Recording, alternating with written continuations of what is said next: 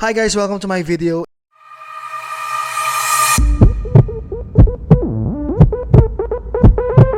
And for today's video guys, gusto ko lang makipagkwentuhan sa inyo and yun lang, siguro just wanted to share what are some of the struggles of the nurses who have been away from nursing for a long period of time na I myself also experience. So ano-ano nga ba yung mga struggle na yan, mga challenges. So first on the list is skill rustiness. So nurses who have been away from nursing for a long time may find their clinical skills or like hands-on techniques become rusty. Syempre, pag mga ganyan, kailangan mo ng mga retraining, di ba? Tapos, isa rin siya sa actually personally naging parang reason ko kung bakit ako at first hesitant and having a second thought of going back into nursing bedside. Kasi feeling ko that time, bago ko mag-exam na NCLEX, feeling ko parang wala na akong alam. Nangalawang na talaga yung brain cells ko, wala na, hindi nagkagana, kalawang na, which is partly true. But then, lahat naman pwedeng pag-aralan, pwedeng matutunan. So, it will take some time nga lang, but still, pwede. Diba? Then, number 2, technological advancement. So because of the rapid technological advancement and like electronic health record, ito rin yung isa sa mga struggle ng mga nurses na babalik sa bedside, especially kung mag-work sila dito sa US. Kasi syempre, especially kung doon ka sa hospital before, yung hospital na experience mo is limited, yung resources, yung equipment, yung technology na ginagamit. Syempre, sobrang maka-culture shock ka, ma-overwhelmed ka. Kasi here in the US, it's way different talaga. Siguro lang 10 years back, medyo swerte na rin ako in a way kasi after I graduated and passed the local board exam, it was really my conscious effort na pumunta ng Manila para mag-practice. Hindi dahil na parang minamaliit ko yung probinsya kung saan ako nag-aral, nag-graduate at nag-experience nung estudyante ako.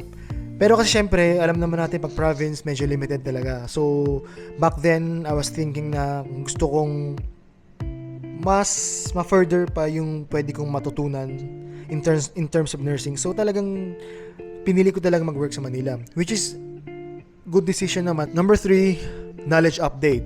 Since graduate ka or yung experience mo is kopong-kopong pa, I'm sure na ang dami ng mga updates, ang dami ng mga nagbago. Though yung theories and concept na andun pa rin, pero may mga pagbabago na yun eh. So as a nurse na gusto mong bumalik sa bedside, kailangan you have to make a conscious effort talaga na i-update yung knowledge mo, yung skills mo. So better go for like short courses or refresher courses sa mga theories and concepts about nursing and do some certification as well, just to be equipped with knowledge and with skills. Kasi dito sa US, grabe yung lawsuit, so kailangan mo talagang maging competent nurse and safe nurse. So magagawa mo lang naman yan kung meron kang enough knowledge and equip ka with your skills. Number 4, confidence issues. Syempre, ito yung mga moments na hindi ka na sure dahil nga yung experience mo, for sure, iba na sa ginagawa sa ngayon. So, ako din nung first duty ko as a USRN, kung saan akong hospital nag-work ngayon, sobrang hesitant ako gawin yung mga ibang procedures. Though may idea ako kasi iba naman doon nagawa ko na in the past. Pero syempre, iba yung protocol dito. So iba-iba actually mga protocol, hindi lang naman sa US, kumbaga sa mga hospitals dito. Iba-iba sila ng mga protocol kung paano ginagawa or i-handle yung mga certain procedures, no. So yun ang kailangan mong aralin. So yung confidence level mo sobrang mababa talaga. So kailangan you really have you should really find time na para pag-aralan yung mga bagay-bagay na yun para ma-regain ba yung confidence level mo. So yun. Minsan naman yun lang naman ang yun lang naman kailangan mo talaga. Minsan,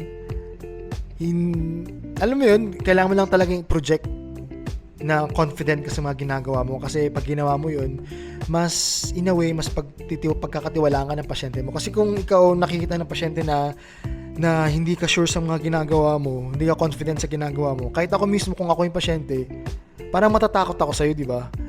Paano mo ako maalagaan kung hindi mo naman sigurado kung ano yung mga ginagawa mo, parang ganun. And then next is yung physical demands.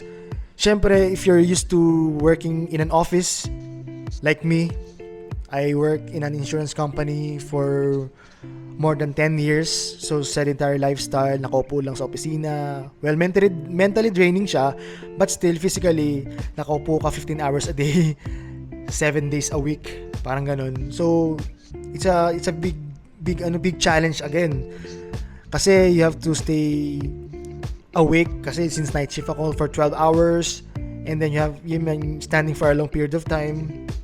So yun, syempre yung managing and communicating with patients as well kasi nung nasa UAE ako, computer lang kaharap ko.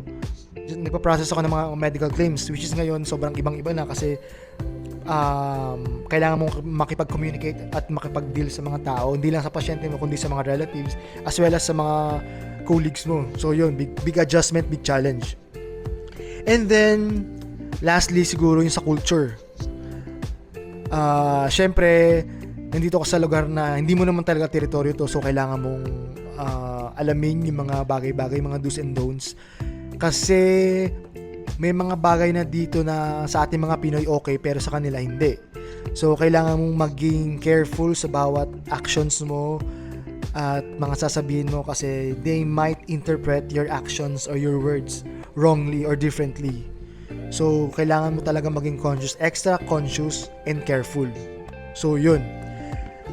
So, worth it nga ba na bumalik ako sa bedside nursing?